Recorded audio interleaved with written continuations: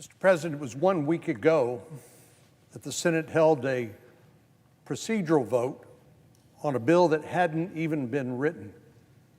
And to no one's surprise, it failed. Republicans, for our part, said it made no sense to advance to a more than $1 trillion infrastructure plan before knowing what was in the plan and how it would be paid for. Our Democratic colleagues argued that the bill text was imminent, coming any moment, any second, and it was critical to get the process started. Well, here we are, 1 week later. I guess the bill text wasn't imminent because we still haven't seen it yet. Earlier today, we heard that there was an agreement, I assume in principle, on the major portions of the proposed plan, which I concede is a major sign of progress. I want to commend all of our colleagues, including Senators Portman, Collins, Romney, and Cassidy, who've been working hard on our side of the aisle to achieve consensus, and on the Democratic side, senators like Senator Manchin and Sinema and others. But this infrastructure plan that we haven't seen yet is no more ready for action today on the floor than it was last week. We made clear last week that we wanted to see the details before voting on a $1 trillion bill that will impact every community across this country. Until this bill is actually written and we have a chance to review it, including all the details, the costs, the pay-fors, and the impact it will have on our states, I will not support it. And I imagine the majority of my Republican colleagues feel the same way. Now, I say that also believing that it's important for us to get a bipartisan infrastructure bill. I actually want us to. But part of the challenge is these groups of gangs that operate outside of what we would call regular order here, that is the committees of jurisdiction, where all senators get to participate in the final product, including on the floor of the Senate. That's really not possible when you have a group, a small group, a subset of the Senate negotiating a deal among themselves, and then they present it to us as a fait accompli and say, you've got to accept it. Well, it doesn't work very well ordinarily, but I'm willing to give them a chance because I know they've committed a lot of time and effort into this, but it's going to depend on a couple of things. My vote ultimately is going to depend on a couple of things.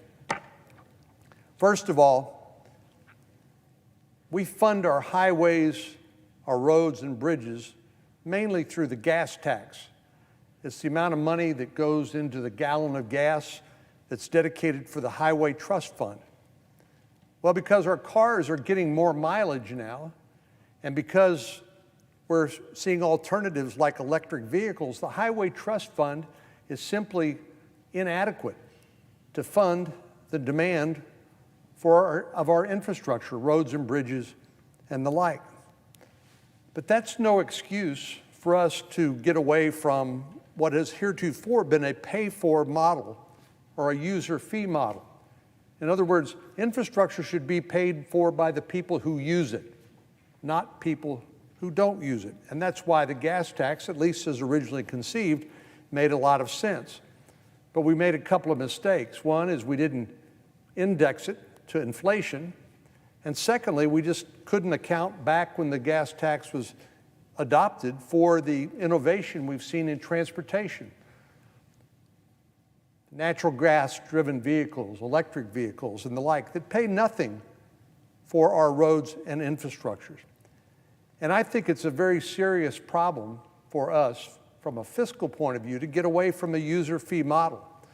First of all, we know that we've had to spend a lot of money to fight the COVID-19 virus, to deal with the public health and the economic consequences associated with it. That's why we passed, I believe it was a total of 5 bills last year alone on a bipartisan basis to defeat this virus.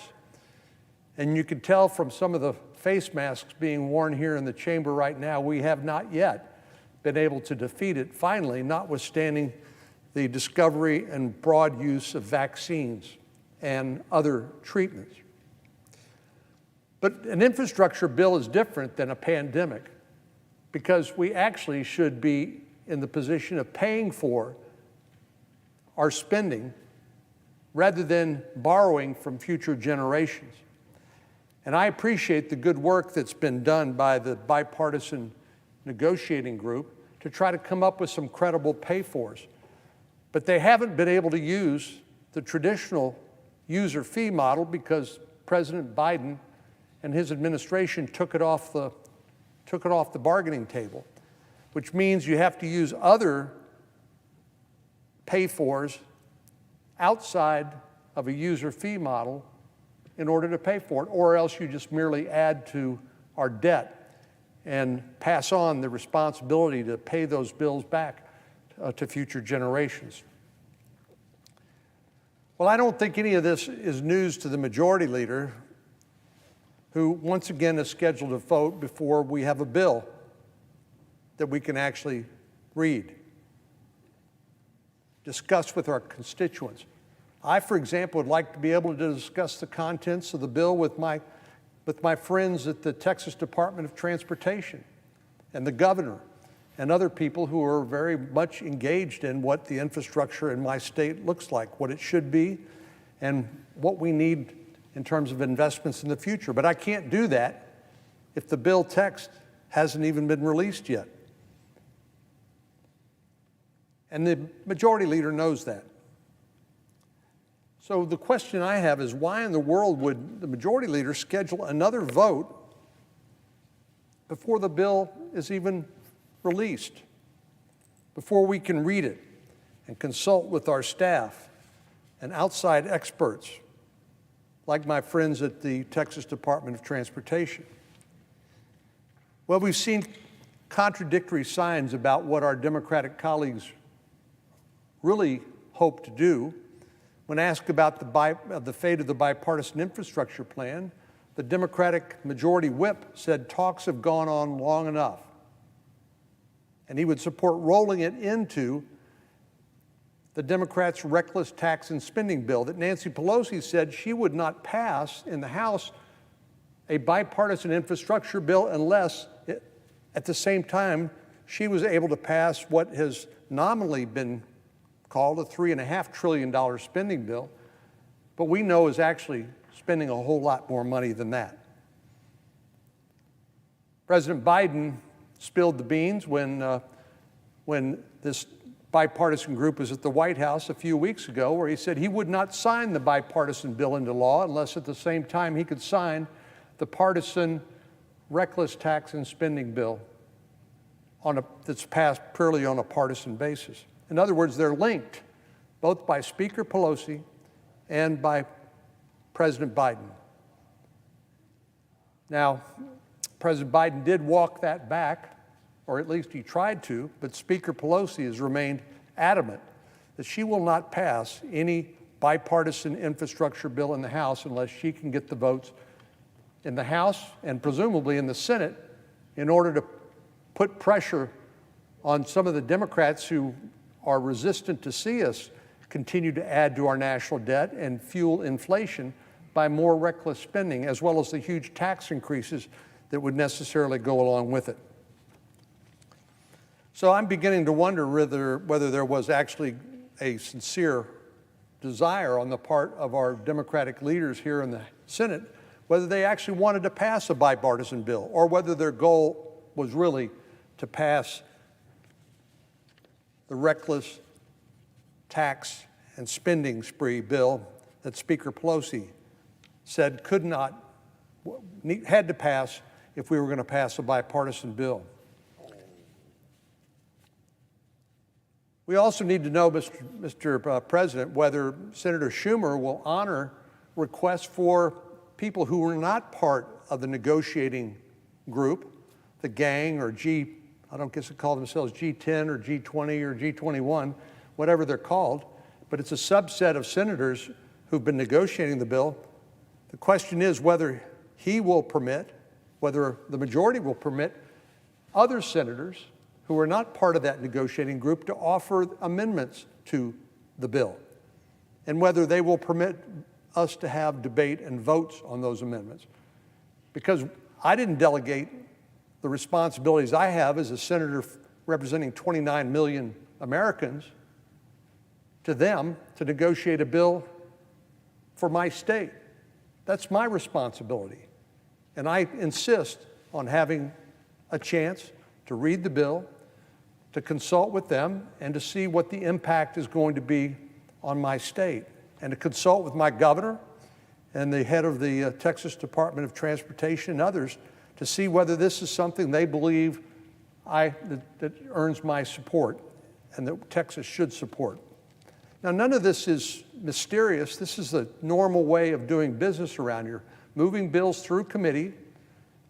Democrats and Republicans get a chance to shape those bills in committee, and then the majority leader brings it to the floor, and then everybody else gets to participate in the process. I hope in his rush to get this bill out the door that the majority leader will allow a reasonable amendment process. This isn't like the early days of the pandemic when we were experiencing a global emergency. We need to deal with our infrastructure needs. But this isn't emergency spending. This is part of the daily or annual bread and butter of what the legislative process should be about. And that's another reason why we shouldn't pass a bill without responsible pay-fors. Well, we've seen this kind of political maneuvering before. In fact, Senator Schumer's designed to fail agenda practically dominated the work of this chamber last month. He scheduled votes on some of the most controversial bills out there in order to orchestrate Republican opposition. Legislation that exploits the cause of pay fairness to line the pockets of trial lawyers. A bill to seize states' power to regulate their own elections as provided for in the Constitution, and to cement Democratic majorities in the Congress for the foreseeable future. And now the majority leader is threatening to tank an infrastructure bill so he can go on to another partisan tax and spending spree bill, which makes me think that is really what they care the most about. Rather than give the negotiators time to succeed and the rest of us time to understand what's in the bill and to consult appropriately with our constituents, Senator Schumer turned what should be a unifying process to build consensus into a divisive one, all in order to tee up his desire to see us pass a multi-trillion-dollar tax and spending bill. That's on top of all the spending that we've done on a bipartisan basis for COVID-19, at least until the first part of this year, when our Democratic colleagues insisted on pushing through another $1.9 trillion of unpaid for spending, all in the name of COVID-19, when we all know that only about 10% of it was addressed at the pandemic, which causes all of us to recall Rahm Emanuel's famous statement that an emergency is a terrible thing to waste. And in the name of COVID-19 relief, another $1.9 trillion was added to our children and grandchildren's debt burden. Well, the reckless tax and spending bill that Speaker Pelosi so desperately wants, the price tag has been put on that legislation at another $3.5 trillion. And I don't think most of us can really get our head around what a trillion is. It's more than $1 billion, we know. It's a whole lot more than $1 million. But this kind of reckless spending is really unprecedented, except in a national emergency, like COVID-19 relief.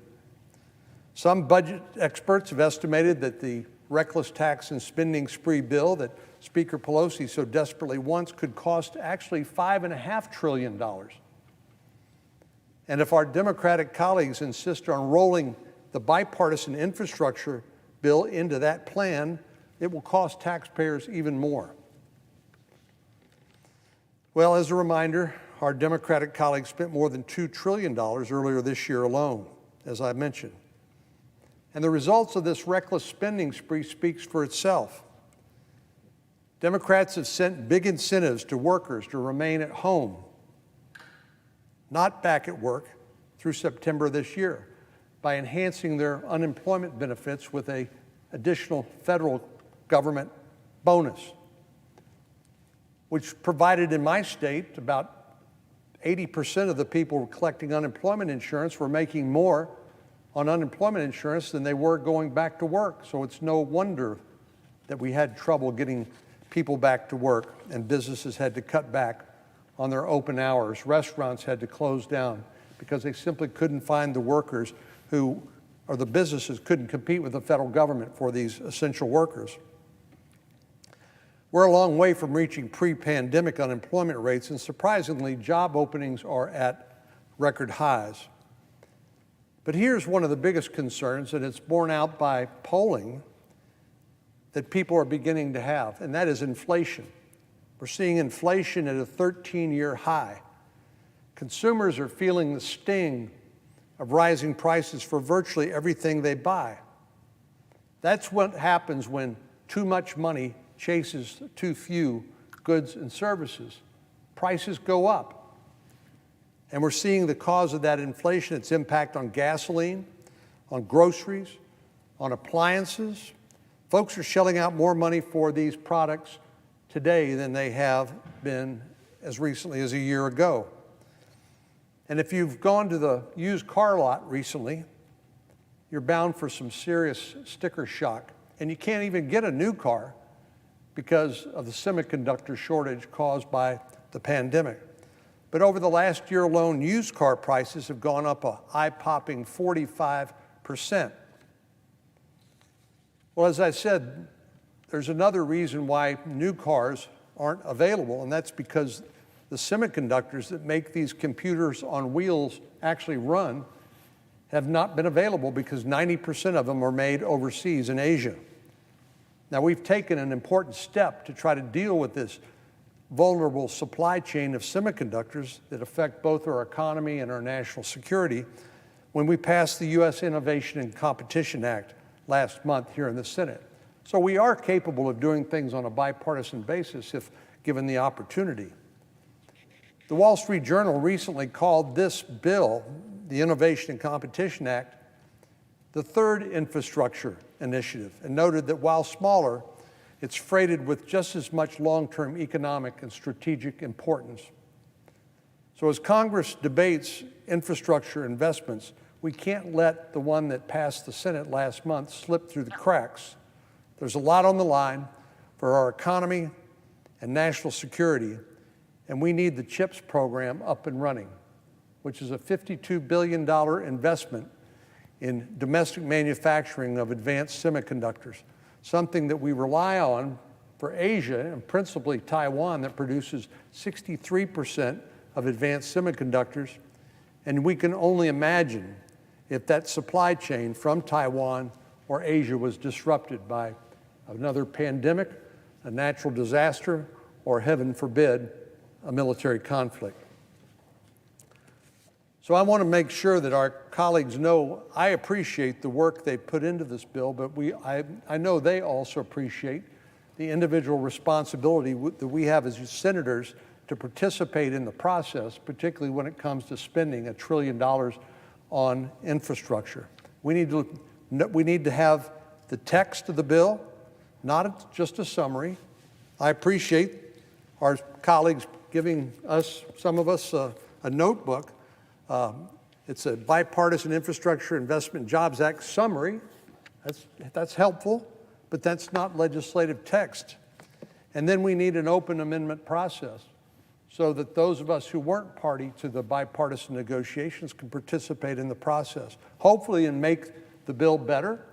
I would like to see us actually substitute some of the spending pay-fors with a user fee model that's been traditional using the gas tax. But as I said earlier, the gas tax has become a little outmoded and insufficient to pay for the infrastructure that we all want and need. So Mr. President, there's a real need to invest in America's infrastructure, and it's never been more important for us actually to pay for those investments in a responsible way. As it stands today, our debt to GDP, gross domestic product ratio, is at the highest level since World War II. This is not the time to continue spending and spending and spending until our grandkids are left sitting in a pit of debt so deep they will never climb out of it. Now, I'm encouraged that our colleagues have gotten us this far, but the bill's not ready, and we need to see the text and be given adequate time to read it and consult with our constituents about it and to satisfy ourselves that the summaries they provided us and that the pay-fors are real. Senator Schumer would be wise to postpone today's vote until members on both sides have had a chance to evaluate the details of this legislation. With that, Mr. President, I yield the floor.